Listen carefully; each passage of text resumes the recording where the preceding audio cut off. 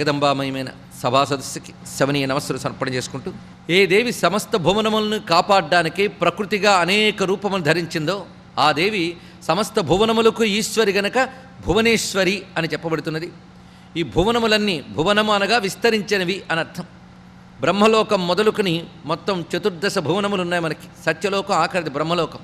ఈ 14 భువనాలకి కొన్ని ప్రళయాలు ఉన్నాయి. కానీ 14 భువనాలకి ఆవల సమస్త భువనాలని నడిపే అమ్మవారి యొక్క దివ్యధామం ఉన్నది. దానిని ధ్యానము, సంకీర్తనము, మననము, భావన చేయవలసినటువంటి విధానం మనకు శాస్త్రం చెప్తున్నది.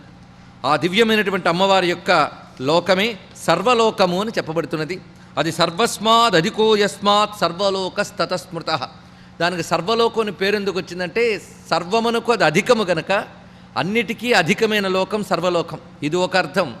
ఇంకొక ఆశ్చర్యకరమైన అంశం ఏంటంటే, ఏ ఏ లోకములైతే విస్తరిలు ఉన్నాయో వాటి అన్నిటి యొక్క స్వరూపము అందులో ఉన్నది.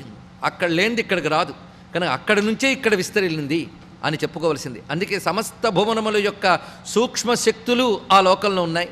అన్ని భువనములకు ఎవరి ఆధారమో ఆ తల్లి ఆ లోకాన్ని ఏలుతున్నది. ఆ లోకం గురించి చెప్తూ, బ్రహ్మలోకాత్ ఊర్ధ్వభాగే, బ్రహ్మలోకమునకు పైనున్నటువంటి సర్వలోకమునకు మణిద్వీపస్సయేవాస్తి యత్ర దేవీ విరాజితే. దీనికే మణిద్వీపము అని అంటారు. ఇక్కడ నుంచి 5 అధ్యాయములు మణిద్వీప వర్ణనము అని మనకు కనబడుతున్నది. ఈ వర్ణన ఒకసారి వింటే సరిపోదుట. నిత్యం పారాయణం చేసుకోవాల్సింది, నిత్యం మననం చేసుకోవాల్సింది. అంతేకాదు, ఎవరు ఈ లోకాన్ని మననం చేస్తారో వారు ఆ లోకానికి చేరతారు. ఇదొక్కటే మాట. అంటే ఎప్పుడు చేరతారు? ఇదో ప్రశ్న. మరణానంతరమా? మరణానంతరం వచ్చే మోక్షం గురించి కాదు. ఎప్పుడు భావన చేస్తే వాడి లోకం అదే అవుతుంది.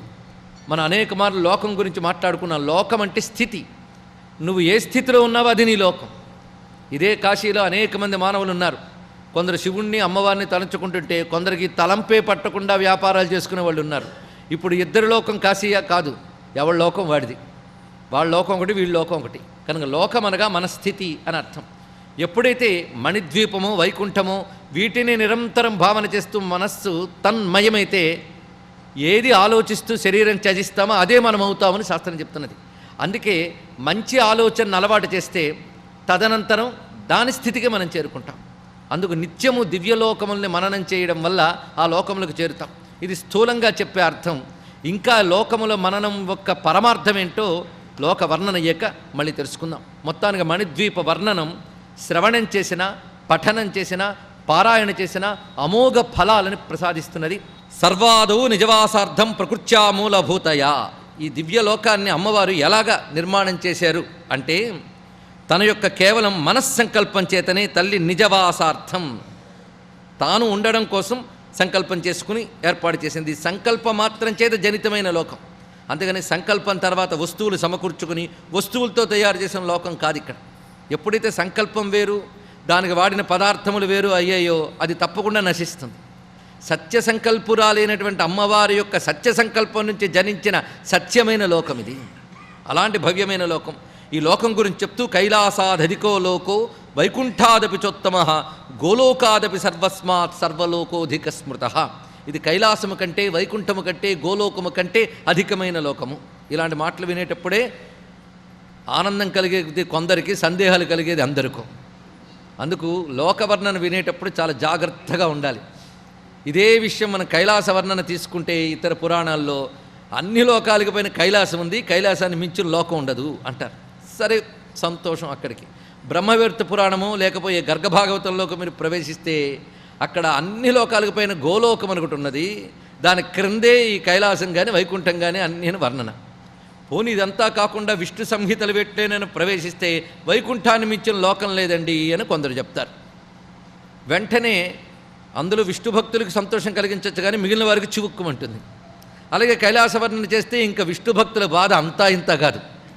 పాపం స్కందుని లోకం గురించి చెప్తే ఒక ఆవిడికి చాలా వేదన పడిపోయింది. ఎందుకంటే ఆవిడ స్కందభక్తి లేదు కనుక, స్కందలోకం గొప్పది అంటే ఇంకా స్కందుడి మీదే ఆవిడికి భక్తి పోయింది. ఇవన్నిటిని ఏమంటారంటే పురాణాలను సరిగ్గా అర్థం చేసుకోకపోవడాలు అంటారు. ఇన్ని రాసిన వాడు ఒకడే వ్యాసుడే. వీటిని ఎలా సమన్వయించాలి? అసలు ఇంకా గట్టిగా మాట్లాడుతూ ఉపనిషత్తుల్లోకి వెళితే ఈ లోకాలన్నీ మిథ్యపో, ఉన్నది ఒకటే పరతత్వం, దానికి లోకం లేదు, రూపం లేదు, నామం లేదు. లోకం అంటే మళ్ళీ పరిమితి అయిపోయింది. అపరిమితమై అనంతమైన పరతత్వానికి ఒక లోకం పెడతావా? కనుకని సగుణమైన సాకారమైన లోకవర్ణనలో పో, అందుకు నిరాకారమే సర్వవ్యాపకమైన బ్రహ్మమే నువ్వు అని చెప్పే ఉపనిషత్ దగ్గరికి వచ్చేటప్పటికీ అసలు లోకాలు గొడవే లేదు. ఇంత మణిద్వీపం వెళ్ళిపోతుంది అక్కడికి. మరి ఎందుకు ఈ మణిద్వీపం చెప్పుకోవడం, మళ్ళీ ఇది పుణ్యమని చెప్పడం అంటే అసలు ఏ ప్రశ్న వేయకుండా మణిద్వీపం వింటూ ఆనందిస్తూ పరవశించే వాళ్ళక అసలు బాధే లేదు. కానీ బుద్ధి ఊరుకోదే, ఏవో ఇదివరకు వింటుంది, అవన్నీ ఇక్కడ గుర్తు తెచ్చుకుంటుంది. అక్కడ ఎలా ఎందుకు చెప్పాడు, ఇక్కడ ఎలా ఎందుకు చెప్పాడు అంటుంది. మరి వాటన్నిటికీ సమన్వయించి మనం చెప్పుకోవాలి కదా. అటు ఉపనిషత్తుల్ని ఒప్పుకోవాల్సిందే, ఇటు పురాణములు అన్నిటి ఒప్పుకోవాల్సిందే. అంటే అన్నిటినీ మించిన లోకం కైలాసం, అది నిజమే. అన్నిటినీ మించింది వైకుంఠం, అది అంతకంటే నిజం. గోలోకానికి మించింది లేదు, అది అబ్బో చెప్పడానికి లేదు, సత్యం. మరి మణిద్వీపం వీటన్నిటికంటే గొప్పది, 100% సత్యం. ఆ భవ్యమైనటువంటి ఆ లోకం ఎక్కడున్నదయ్యా? నతత్ సమం త్రిలోక్యాంతు సుందరం విద్యతే క్వచిత్. అంత గొప్ప సుందరమైన లోకం ఎక్కడే లేదు సుమా. పైగా ఈ సమస్త భువనములకు పైన ఉన్నది అన్నప్పుడు ఎలా ఉందంటే ఛత్రీభూతం త్రిజగతో, మొత్తం అన్ని లోకములకు ఛత్రీభూతముగా ఉన్నది. అంటే ఒక గొడుగు వలె ఉన్నది. అయితే గొడుగు సాధారణంగా దేనికి పట్టుకుంటారు? తాపం లేకుండా ఉండడానికి పట్టుకుంటారు. ఇది నిజానికి తాపం పోగొట్టే గొడుగు. ఏ తాపం అంటే భవసంతాప నాశనం, సంసారం అనే తాపత్రయాలను పోగొట్టే గొడుగు వంటిది మణిద్వీపం. మనందరం ఆ గొడుగు కిందే ఉన్నామన్న ఎరుక కలిగేమా హాయిగా ఉంటామండి. ఏకాతపత్ర సామ్రాజ్యదాయికాయే నమో నమః. ఛాయాభూతం తదేవాస్తి బ్రహ్మాండాంతు సత్తమ. సమస్త జగత్తుకి అది ఛాయని అంటే నీడని ఇస్తున్నది, తాపనాశకం కలిగిస్తున్నది. ఆ లోకం చుట్టూ ఉన్నటువంటిది మహాసముద్రము. ఆ సముద్రం ఏదయ్యా అంటే మణిద్వీపస్య పరితో వర్తతేతు సుధోదధి. ఒక అద్భుతమైన అమృత సముద్రం చుట్టూ ఉన్నది. సుధా సింధోర్మధ్యే, ఆ సుధా సింధువు మధ్యలో ఉన్నది ఆ దివ్యమైన మణిద్వీపం. ఆ సుధా సముద్రము అనగా అమృత సముద్రము యొక్క తరంగాలు చక్కగా వీచుతూ ఆ ఒడ్డును తాకుతూ ఉంటాయట. ఆ తరంగాలు అలా కదులుతుంటాయి. ఆ దివ్యమైనటువంటి సముద్రంలో రమ్యమైనటువంటి జష శంఖ సమాకుల, చక్కటి జలజంతువులు, దివ్య శంఖములు ఉంటాయి ఆ సముద్రంలో. పైగా తీరంలో ఇసుక ఏమిటయ్యా అంటే రత్నాచ్చవాలుకాయుక్తో, రత్నముల పొడి ఇసుకలా ఉంటుంది. అలాంటి సైకతములు అక్కడ వ్యాపించి ఉంటాయి. ఆ వీచి అంటే కెరటములు తాకుతూ ఉండగా చల్లని గాలులు వీస్తూ ఉన్న ఆ ద్వీపంలో మనం ఇప్పుడు ప్రవేశించాం. ఆ ద్వీపము అనేక ఆవరణలతో ఉన్నది. మొట్టమొదటిగా అద్భుతమైన ప్రాకారం ఒకటి చూపిస్తున్నారు. ఒక్కొక్క ప్రాకారాన్ని దాటుకుంటూ మనం వెళ్ళాలి. అయితే ఏ ప్రాకారం బాగున్నప్పటికీ ఆ ప్రాకారం దగ్గర ఆగిపోకూడదు. ఎందుకు? అసలు ఆవిడ సమస్త లోకానికి అధీశ్వరైన అమ్మ వద్దకు వెళ్ళాలి కనుక ఆ ప్రాకారం చూస్తూ ముచ్చటపడి చాలా బాగుంది అనుకోవాలి.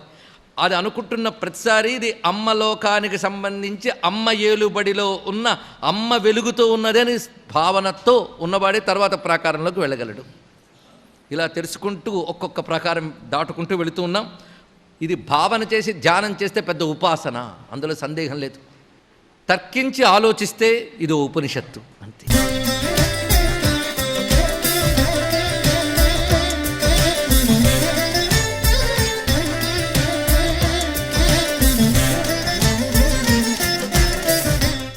ఆ ద్వీపం అంతా కూడాను మణిమయమైనటువంటి ద్వీపం.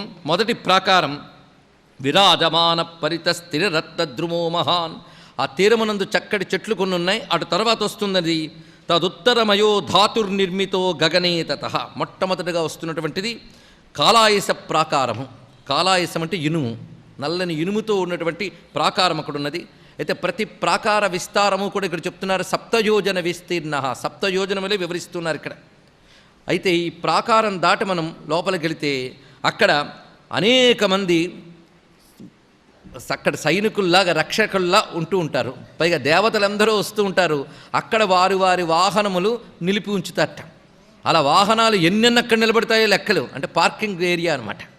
ఆ వచ్చినటువంటి దేవతలందరూ కూడా వారి వారి వాహనాలు నిలిపి ఉంచుతారు. పైగా దేవతలు అనేక మంది అమ్మవారి లోకాన్ని చూడడానికి వస్తారు కనుక సందడి ఎక్కువైపోతుంది. ఈ సందడిని నిగ్రహించడానికి గాను నియంత్రించడానికి గాను అక్కడ అమ్మవారి యొక్క భటులు ఉంటారు, స్త్రీమూర్తులు. వాళ్ళు బెత్తాలు చేత్తో పట్టుకుని ఆ దేవతలను అప్పుడప్పుడు కొడుతూ ఉంటారట. సైలెన్స్ సైలెన్స్ అంటూ జాగ్రత్తగా ఉండండి అని. ఆ విధంగా వాళ్ళు అక్కడ కోలాహలాన్ని తగ్గిస్తూ ఉంటారు ఇక్కడ. అందుకు హయహేష కురాఘాత బధిరీకృత దిన్ముఖ గణ కిలకిలారవేర్ వేత్రహస్తైశ్చత్తాడితా.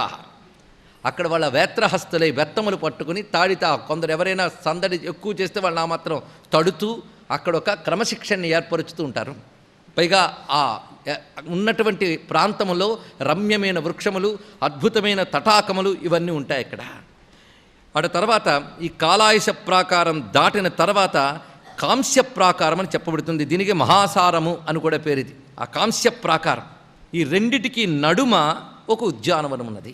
అంటే మనం మొట్టమొదటి చూసుకుంటున్నది ఒక ప్రాకారం, అక్కడ పార్కింగ్ ఏరియా, దాని తర్వాత మరొక ప్రాకారం, ఈ రెండిటికి మధ్యలో ఉన్నటువంటిది ఉద్యానవనాలు. ఈ ఉద్యానవనాలు ఒక్కొక్కటి వస్తున్నాయి. మొట్టమొదటి వచ్చినటువంటి ఉద్యానవనంలో అనేక వృక్షజాతులు ఉన్నాయన్నాడు. గోపురద్వార సహితో బహువృక్ష సమన్విత. మొదటిది విన్నాం, ఇప్పుడు ఇది వినాలి. మొదటి దానిలో 4 ద్వారములు, 4 ద్వారాల మధ్య వందలాది అమ్మవారి గణములు ఉన్నాయి. ఇప్పుడు ఇక్కడ ఉన్నది కేవలం ఉద్యానవనం. దీని పేరు నానావృక్ష మహోద్యానవనం అని కూడా అంటారు. ఇక్కడ లేని వృక్షజాతులు ఎక్కడా లేవుట. సమస్త లోకములు యందు ఉన్న వృక్షజాతులకు మూలములు ఇక్కడున్నాయి. యా వృక్షజాతయస్సంతి సర్వాస్తాస్తత్ర సంతి స. ఎన్నెన్ని వృక్షజాతులు చెప్పబడుతున్నాయో సమస్త లోకములందు వాటన్నీ ఇక్కడున్నాయట. అంటే వాటన్నిటికీ ఒక నమూనాలా, ఒక మూలంలా ఇక్కడ చాలా చెప్పబడుతున్నాయి. వాటి పేర్లు చాలా వివరిస్తారు ఇక్కడ. కొన్ని చెవులో పడినా చాలు, ఎందుకంటే ఆ వృక్షవర్ణన, లోకవర్ణన, ఆ వృక్ష నామములు చెవులో పడితే అది యోగం. ఈ రహస్యం తెలియాలంటే గజేంద్ర మోక్షంలో మొత్తం వనవర్ణన చేసిన తర్వాత గజేంద్ర మోక్షం కూడా అయిపోయాక విష్ణువు చెప్తాడు, ఎవరైతే ఆ వృక్షములను స్మరిస్తారో వారికి నా అనుగ్రహం ఉంటుంది. నేను చెట్లని స్మరిస్తే అనుగ్రహం ఏంటండి? మరి ఊరికనే రాశారా మన మహానుభావుడు పోతన గారు? అది మరి ఇను మాతులుంగ లవంగలుంగ చోతకేతకి భల్లాత కామ్రాతక బర సమదురవకళి వటకుట జొకొంద కొరవక కోవిదార ఖర్జూర జంబూ జంబీర పిచుమంద అంటూ అంత పొడుగును వర్ణిస్తాడు చెట్లను అన్నిటినీ. ఎందుకు వర్ణించాడు? ఆయన కంటే ముందు వ్యాసుడు వర్ణించాడు అక్కడ. దాన్ని ఆయన తెలుగులో లాగారు.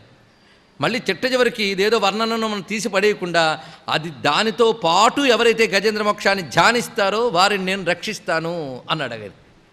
అది త్రికూటం అనేటువంటి క్షీరసాగర మధ్యంలో ఉన్న ఒకానొక పర్వతము, అక్కడున్న అరణ్యం కనుక అది ధ్యానించాలి. అదేవిధంగా మణిద్వీపంలో ఉన్న వృక్షములు ఇవన్నీ దివ్యమైనటువంటివి అని అలాంటి భవ్యమైన వృక్షముల పేర్లు చెప్తున్నాడు. ఆ వృక్షములు ఎప్పుడూ కూడా ఎండిపోవడం, వాడిపోవడం అనేది ఉండదు. నవపల్లవ సంయుక్త, చక్కని చిగురులు పచ్చని ఆకులతో శోభిల్లుతూ ఉంటాయి. నిరంతరం పుష్పయుత, ఎల్లవేళల పువ్వులుంటాయి. సదా ఫల సంయుత, ఎల్లవేళల ఫలములు ఉంటాయి. పైగా వర సౌరభ సంకులా, చక్కటి వాసనలు వెదజల్లుతూ ఉంటాయి.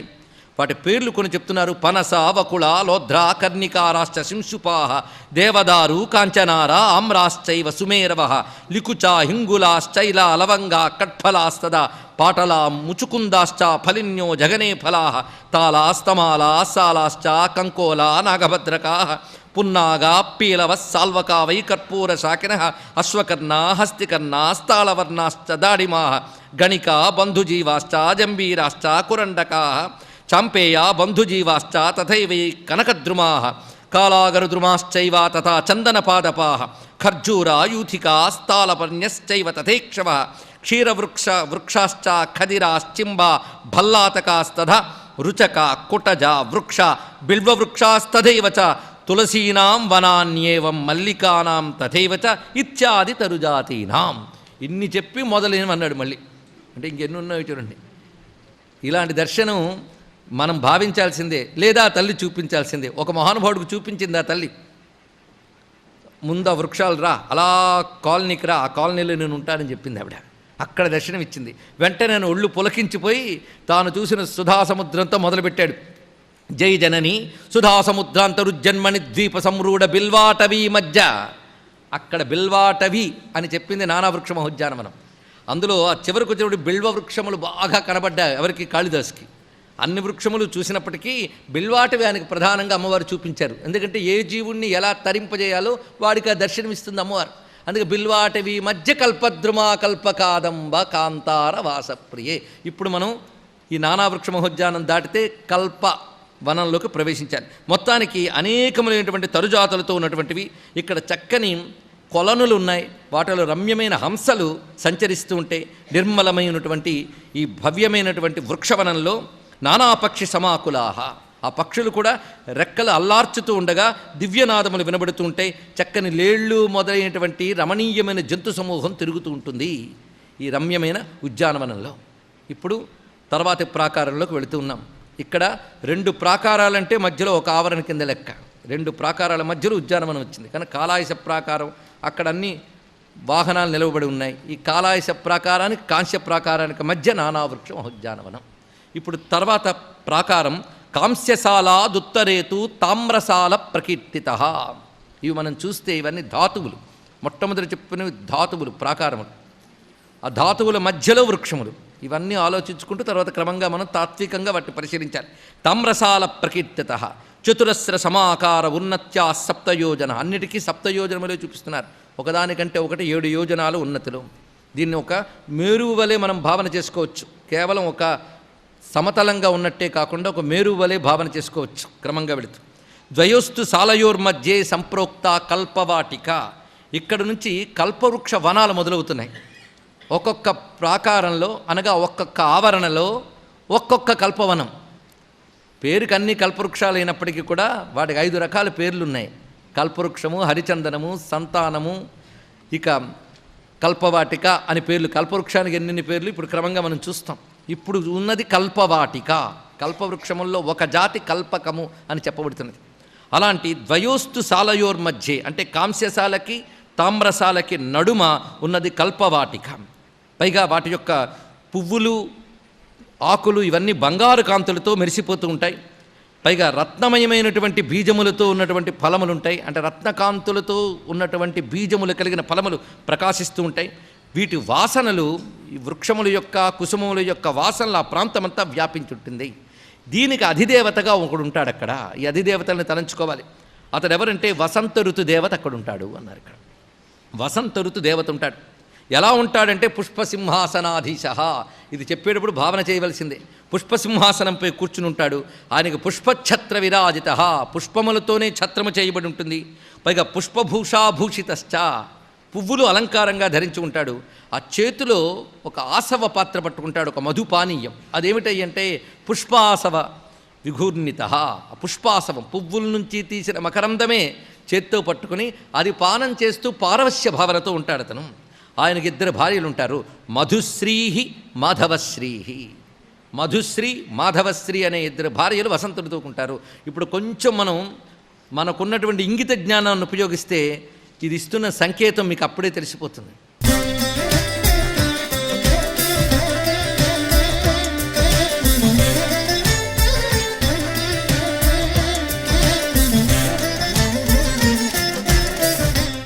ఒక ఋతుదేవతను చూపించారు ఇక్కడ. ఋతువు ఎవరు? వసంతం.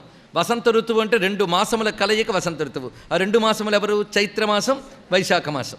చైత్ర వైశాఖములకు వైదిక నామం మధు మాధవ. వైదిక నామం కనుక ఇప్పుడు రాబోతున్నటువంటి పత్ని నామములు వైదిక నామములు ఇవన్నీ కూడా. అందుకే మధు అంటే చైత్రమాసం, మాధవ అంటే వైశాఖ మాసం. అందుకు ఆ 2 మాసముల యొక్క శోభ మధుశ్రీ మాధవశ్రీ. ఈ 2 మాసాలలో ఉండే వసంతము యొక్క శోభ వసంత పురుషుడు. ఇది చూస్తూ ఉంటే ఇప్పుడు మణిద్వీపం ఎక్కడుంది? ఆ వసంత ఋతువునందు కనబడేటువంటి ఆ శోభల యొక్క శక్తి స్వరూపమే వసంత ఋతు దేవత. మనం లోకంలో ఒక శక్తిని చూస్తున్నామంటే దాన్ని నియమించి ఒక దేవత ఉంటాడు. ఇది ఎప్పుడు తెలుసుకోవాలి.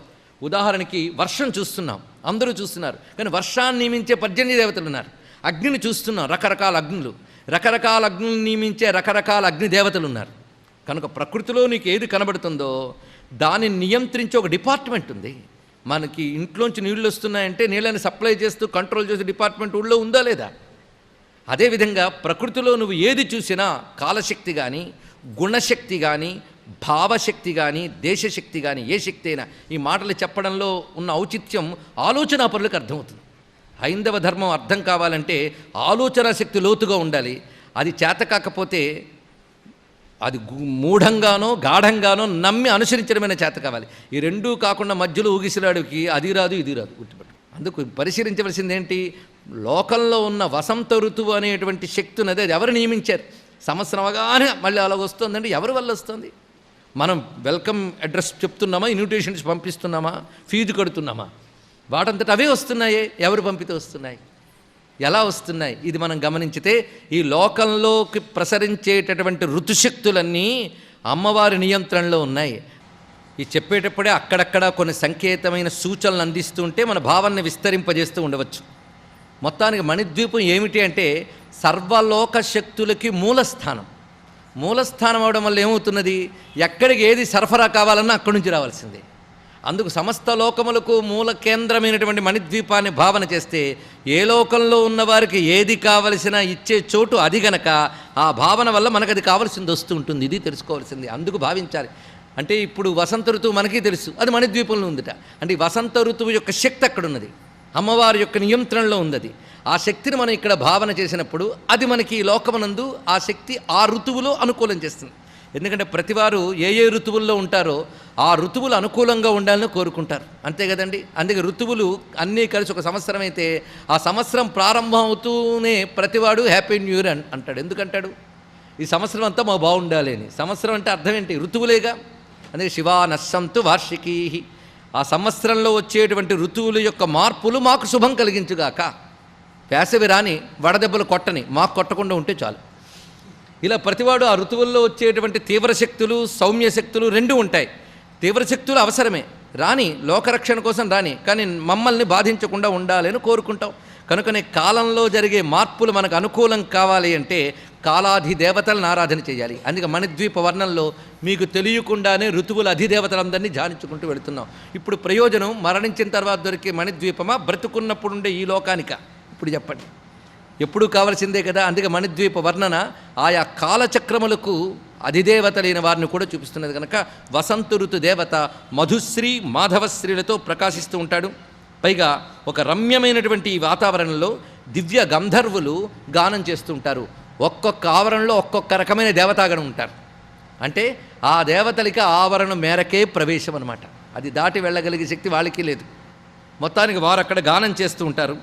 పైగా మత్త కోకిలలు ఎప్పుడూ నినదిస్తూ ఉంటాయి ఆ వసంత ఋతువు అధిదేవతగా కలిగినటువంటి కల్పవాటికలో. దాని తర్వాత తామ్రసాలం దాటిన తర్వాత సీససాలము అని చెప్పబడుతున్నది. దీనికి 7 యోజన దూరమే. ఈ రెండిటి మధ్యలో విస్తరిల్లినటువంటి వనం పేరు సంతానవాటిక. కల్పవృక్షములో ఇది ఒక జాతి. సంతానము, సంతానం అనగా సమూహము, ఒకదాన్ని అనుసరించి ఒకటి వచ్చే సమూహానికి సంతానం అని పేరు. సంతానం అనగానే పిల్లలని మాత్రమే కాదు, సంతానం అంటే ఒకదానితో ఒకటి అనుబంధముగా వచ్చునవి, ఇది అర్థం. అలాగే ఇతడి నుంచి అనుబంధంగా కలిగారు కనుక పిల్లలకు కూడా సంతానం అని పేరు. కానీ సంతానం అనగా సమూహం అని అర్థం. ఎన్నో సంతానాలు ఉన్నాయి లోకంలో. ఏమిటి సంతానం అంటే రకరకాల శాస్త్రజ్ఞానములు సంతానమే.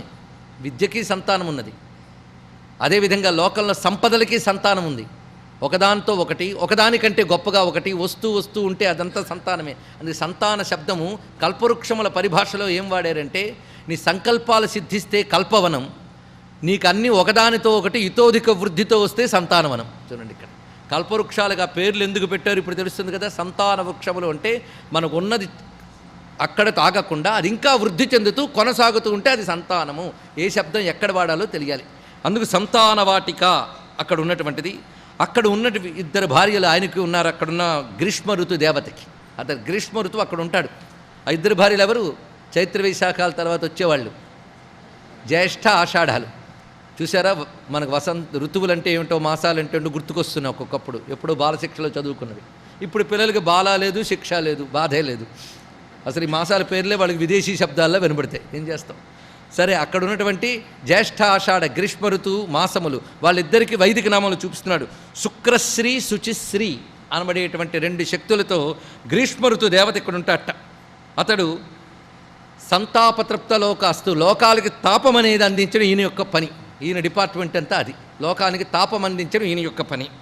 పైగా ఈయన చుట్టూ ఉన్నటువంటి వాళ్ళ సిద్ధులు ఇక్కడ సంచరిస్తూ ఉంటారు. రకరకాల సిద్ధులు అంటే సిద్ధులు అనబడే ఒకానొక దేవతా గణము ఇక్కడ సంచరిస్తూ ఉంటారు. అలాగే వారితో పాటు మరికొన్ని దేవతా గణములు ఇక్కడ విహరిస్తూ ఉంటాయి. ఈ విధంగా మనం 4వ ప్రాకారం చూసుకున్నాం. వాటి తర్వాత ఈ శీససాలం తర్వాత వచ్చేది ఆరకూటమయ అన్నాడు. ఆరకూటమయం అంటే ఇత్తడి ప్రాకారం. ఈ శీససాలానికి, ఆ ఇత్తడి ప్రాకారానికి నడుమ ఉన్నటువంటి కల్పవనం పేరు, కల్పవృక్ష వనం పేరు హరిచందన వృక్షాణం అన్నారు. ఇక్కడ చందన శబ్దానికి ఆహ్లాదము. ప్రతివాడు కోరుకునేటువంటి కోరికలే 5 అయ్యాయి ఇక్కడ. కల్పకము, సంతానము, హరిచందనము, ఇవన్నీ నిజానికి పేర్లు చూస్తే వేద శబ్దాలు, కానీ మన బతుకులో నిత్యం కోరుకుంటున్నవి ఇవన్నీ. అందుకే వీటిని స్మరిస్తే అవన్నీ లభిస్తాయి. ఎవరికి అక్కర్లే చెప్పండి. ఇందులో ఈ హరిచందనము కూడా మనకి తాపములను హరించి ఆహ్లాదమునిచ్చునవి అని అర్థం ఇక్కడ. ప్రతివాడికి దిగులు, బాధ, వేదన పోవాలనుకుంటారే, అలాంటివి తీర్చగలిగేటువంటి కల్పవృక్ష జాతి ఇది. హరిచందన వృక్షాణం వాటి మధ్యే. ఇక్కడ ఉన్నటువంటి దేవత ఎవరయ్యా అంటే వర్ష ఋతు దేవత. అయితే వర్ష ఋతువు అన్న 2 మాసాలే కదా మనకి, శ్రావణ భాద్రపదాలు చెప్తున్నాం. కానీ ఈయన గారికి భార్యలు మొత్తం 12 మంది కనబడుతున్నారండి. ఆశ్చర్యం. మొదట ఇద్దరు మనం అనుకునేటట్టు శ్రావణ భాద్రపద మాస దేవతలు, వారు నభశ్రీశ్చ నభస్య శ్రీహి. నభోమాసము అని శ్రావణ మాసానికి పేరండి. అందుకే శివునికి చెప్తూ తత్రాపి దుర్లభం మన్యే నభోమాస ఇందువాసరే అంటాడు. శ్రావణ మాసంకి నభోమాసం అంటారు వైదిక శబ్దంలో. ఆ శ్రావణ మాస సోమవారం శివునికి ప్రీతి అని వివరిస్తారు ఇక్కడ. ఈ విధంగా నభ అంటే శ్రావణ మాసం, నభస్య శ్రీహి అంటే భాద్రపద మాసం. ఇలా శ్రీ నభస్య శ్రీహి, వీళ్ళిద్దరూ ప్రధానమైన పత్నులుగా ఉంటే ఇంకా ఎందరున్నారో చూడండి. వాళ్ళ పేర్లు వింటే ధన్యులమవుతాంట. అందుకే వాళ్ళ మాటలు వింటే, అంటే వాళ్ళ యొక్క నామములు వింటే ధన్యులవుతారు అంటూ చెప్తున్నారు ఇక్కడ. సర్వస్య రశ్యమాలిని అంబాదుల సర్వస్య రశ్మిమాలిని నితంతి భ్రమంతి మేఘయంతిక వర్షయంతి చుపునిక వారిధార మదవిఫల. వీళ్ళు ఒకసారి మనం ఆలోచన చేస్తే, పదాలకు అర్థమేమిటి అని ఆలోచన చేస్తే, ఆహా, ఇంత గొప్ప సంస్కృతిలో ఇంత గొప్ప జ్ఞానం కలిగిన ఋషులిచ్చిన విజ్ఞానానికి మనం వారసులమా అని ఆశ్చర్యం కలుగుతుందండి.